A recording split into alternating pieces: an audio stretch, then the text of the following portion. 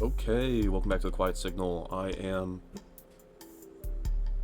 your signal master, your signal guide, your signal provider, signal operator, smooth operator. Not quite, not very smooth, not very operational. Okay, we're talking about the Nutcracker, and we're gonna figure out what's going on with the Nutcracker today. Drosselmeyer is not a whimsical uncle. He is an ambivalent initiator figure who exerts disturbing narrative and psychological power over a child's reality. This is how stories teach us to confuse wonder with intrusion, authority with magic, and guidance with control. Alright, stick with me. If you stick with this video, you'll understand why people sense something wrong with the Nutcracker story, and why that feeling is real, even if it isn't necessarily in the way you might think. So let's cut through the noise and listen to the quiet signal. The discussion today is going to be about Drosselmeyer and the Nutcracker. And we're going to argue that Drosselmeyer is not a benign adult helper, but a structurally predatory figure whose power lies in shaping a child's perception, initiating her into destabilizing experiences, and controlling the terms of her transformation.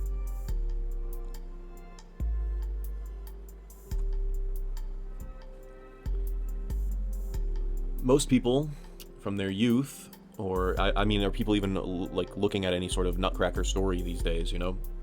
But most people look at the Nutcracker Drosselmeyer character just as a quirky uncle, or a funny magician, a charming inventor, or a benevolent guide. But when you actually take the time to look at the story, you realize that this is just all sanitized, and that your perception is surface level. In Hoffman's original 1816 story, Drosselmeyer is much more unsettling than in the adaptations even. He manipulates events, he withholds information, he engineers the experiences, he blurs reality and fantasy, and he controls access to wonder. Basically, he creates fear. Drosselmeyer is not a helper. He is a threshold figure.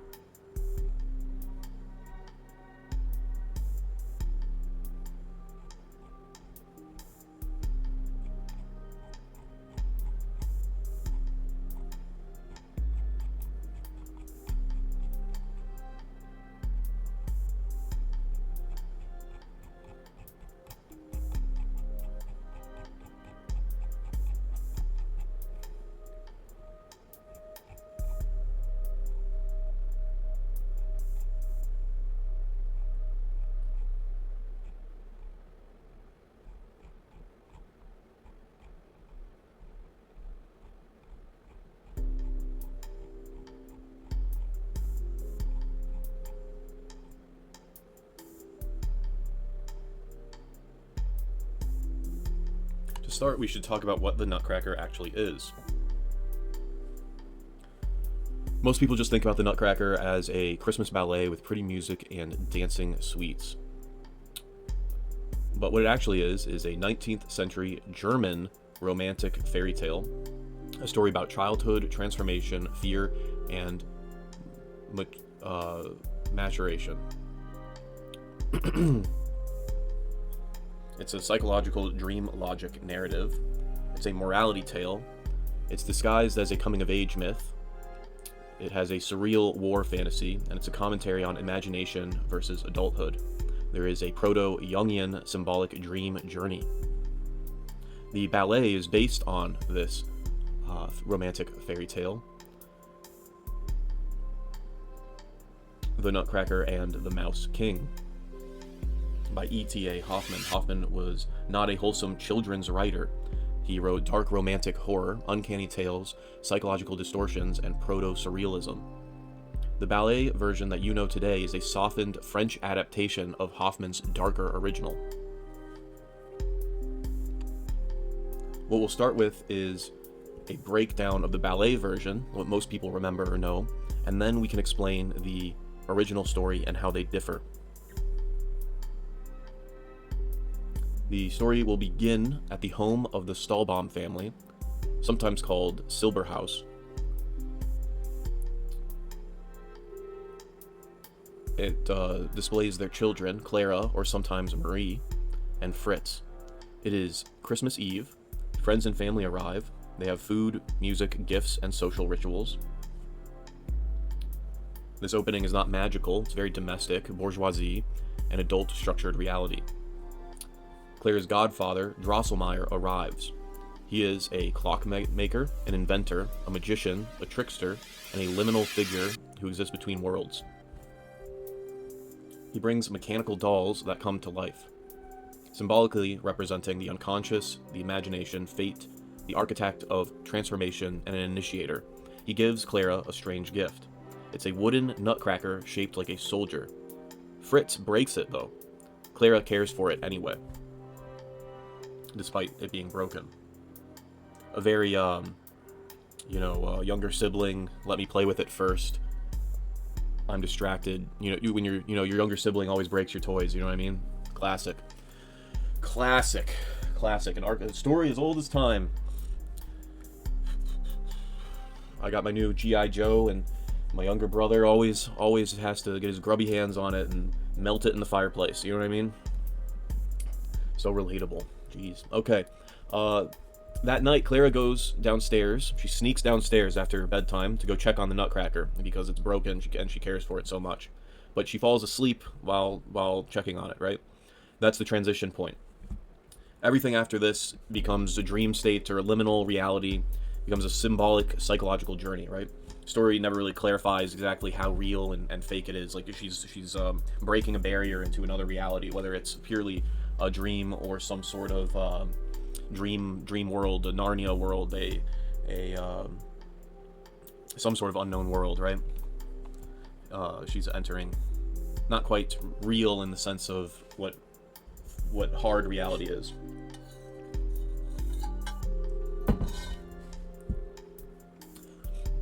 In this dream state, the room transforms. The clock strikes midnight.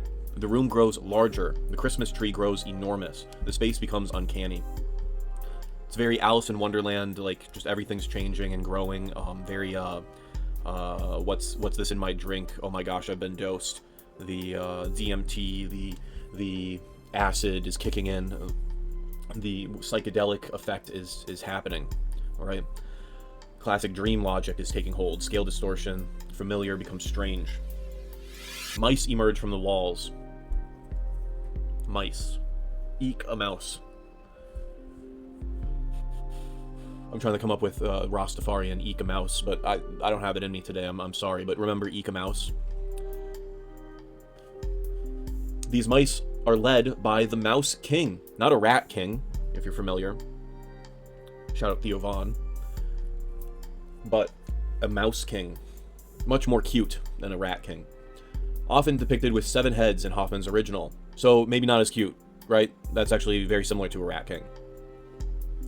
My notes actually, this is not cute, it is monstrous. The Mouse King is monstrous. The Mouse King represents fear, decay, corruption, chaos, the devouring unconscious, threatening adulthood, rot, vermin. Threatening adulthood as in the threatening aspects of adulthood, right? Vermin, the return of the repressed. With this invasion of mice, the Nutcracker takes notice and comes to life. The Nutcracker transforms into a living soldier. He summons and commands an army of toy soldiers, and they fight the mice. It's a literal war dream. Clara helps him. She throws her slipper at the Mouse King. This saves the Nutcracker right at the moment he's about to be struck down, allowing the Nutcracker to defeat the Mouse King. The Nutcracker now transforms again into a human prince. This is a major transformation. This prince thanks Clara, and he invites her into his world.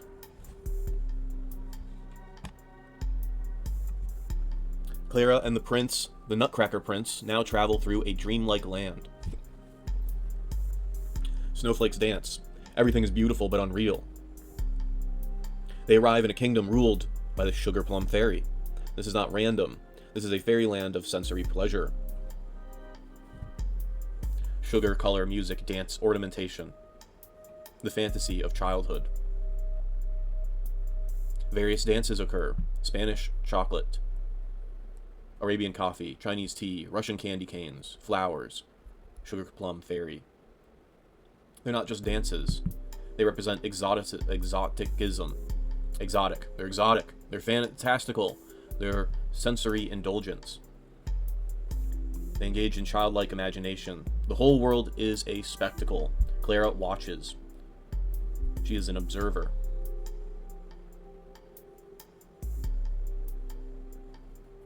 The Prince and the Sugar Plum Fairy dance. This can be misinterpreted often. In some versions, Clara becomes the Sugar Plum Fairy. In others, they remain separate. And that ambiguity matters. But she now wakes up. She's back in her living room. Everything is normal. The Nutcracker is back to just being a toy. Was it real? Was it a dream? That is the ballet version. Now, the Hoffman version is much darker. In Hoffman's story, Clara is Marie. The Mouse King is terrifying. The world is grotesque. I think the Mouse King in that original version is not as terrifying. Just to make sure we're keeping up here. The world is grotesque and the Nutcracker is cursed. There's an entire embedded fairy tale explaining his curse. The tone is uncanny, disturbing, and surreal. The curse. The Nutcracker is cursed by the Mouse Queen this time. He must crack nuts with his teeth forever. Only a girl who loves him despite his ugliness can save him. It's very much Beauty and the Beast, but even more disturbing. The mouse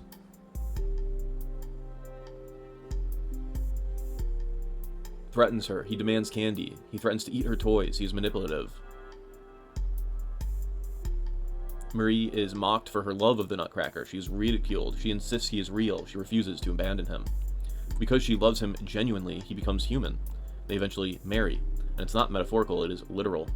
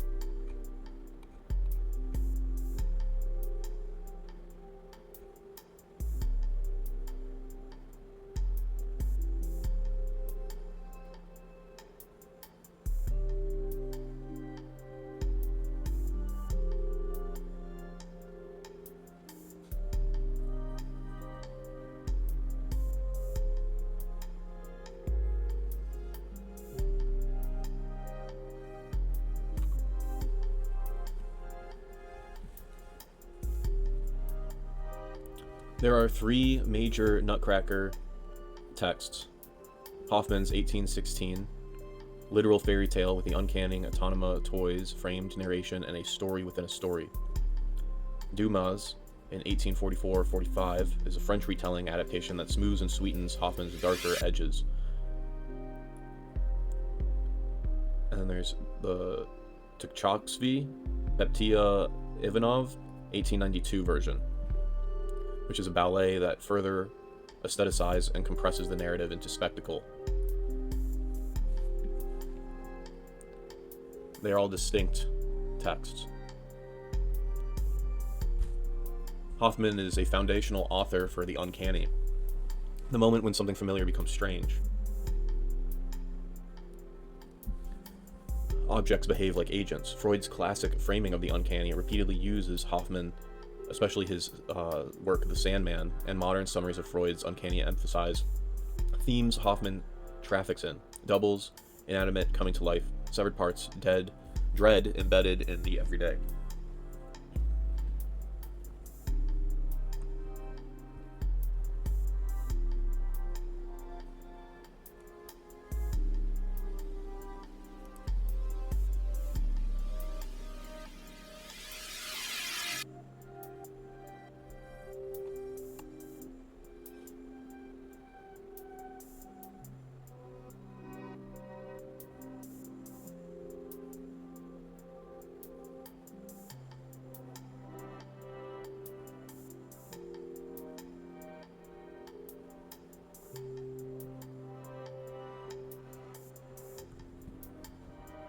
There's controversy about whether or not the play or these works are appropriate for children's literature. People often avoid labeling it as a children's story.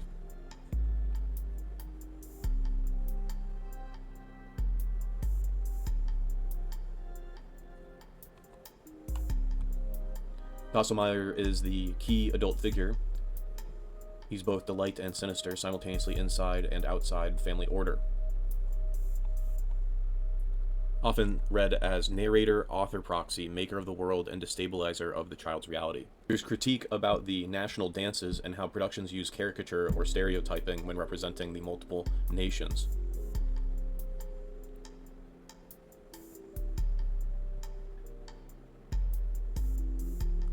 Interesting takes. Hoffman's Nutcracker is not one night. Many adaptations compress it into a single dream night, but in Hoffman, the conflict plays out over days, which changes the psychological reading as being a persistent haunting, not a one-night fantasy.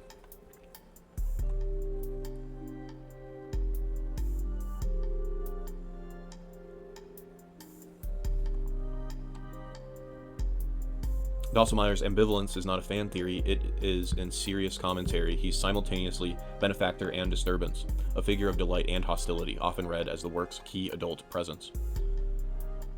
Toys Coming Alive is not merely whimsical, it is exactly the animate-inanimate boundary that the uncanny theory and play theory study.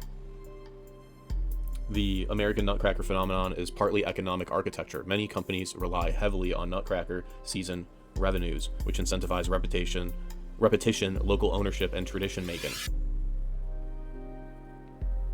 The family is also kind of like an upper middle class family, or even just a straight up upper class family, and the psychological horror that is placed onto the child is probably somewhat related to the abuse and horrors that take place in that sort of class.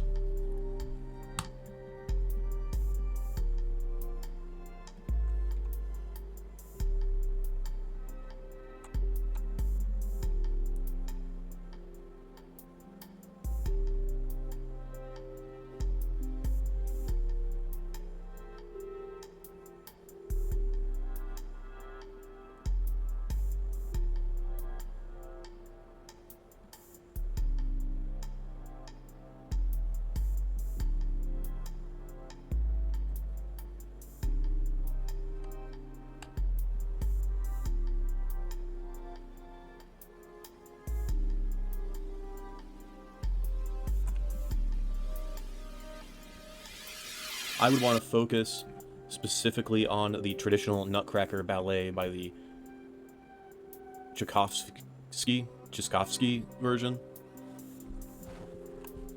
I believe it's the one from the 1980s or 90s.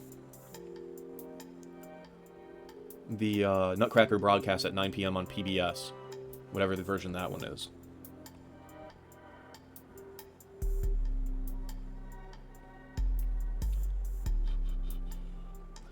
Many people point out how there is something off between the girl and Drosselmeyer.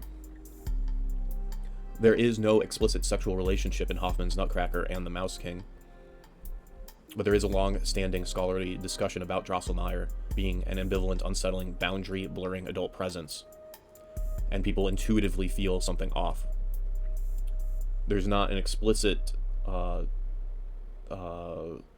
mention of incest, but there is an unease, a manipulation, and a power asymmetry and psychic intrusion that's going on. And it can feel sexualized because those dynamics overlap with how grooming and predation feel, even with no sexual content is present. Which, why would it be? It just needs, the implication just needs to be there.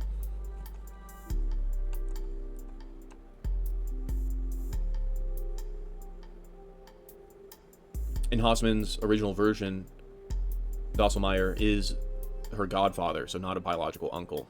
Does not help the allegation, right? He's an adult who brings living toys, a figure who can alter reality. He initiates the child into the uncanny world.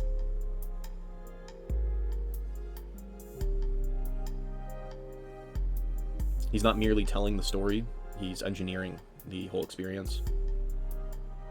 Designing the toys, sets the dream world in motion, controls the rules. I think he's also the narrator often. He withholds information, reveals things selectively. He has a power over the child's perception of reality. The reason that the sexual subtext is red is because of this power asymmetry, where an adult controls a child's reality, knows more than them, engineers experiences, withholds truth, lures them into altered states. It's romanticized in later versions. In the ballet versions, sometimes the child is aged up and the Nutcracker prince becomes a romantic figure. And Hoffman's style is intentionally uncanny. Hoffman wants you to feel unsettled. Drosselmeyer is best understood as the initiator.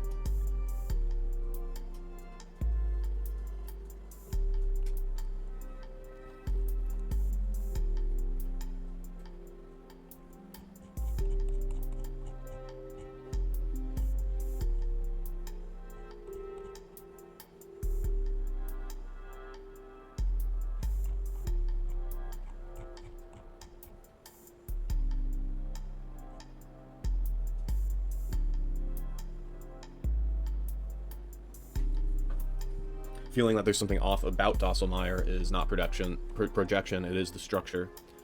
He knows more than the child, he controls what she sees, orchestrates the dream, refuses to explain, enjoys ambiguity, and enjoys fear. He has that power asymmetry. He's a gatekeeper of reality. He controls the conditions of the story by designing the toys. He brings the Nutcracker in the first place. He tells the embedded fairy tale. He frames the meaning. He initiates the dream state. Drosselmeyer is not a whimsical uncle. He's an ambivalent initiator figure who exerts disturbing narrative and psychological power over a child's reality.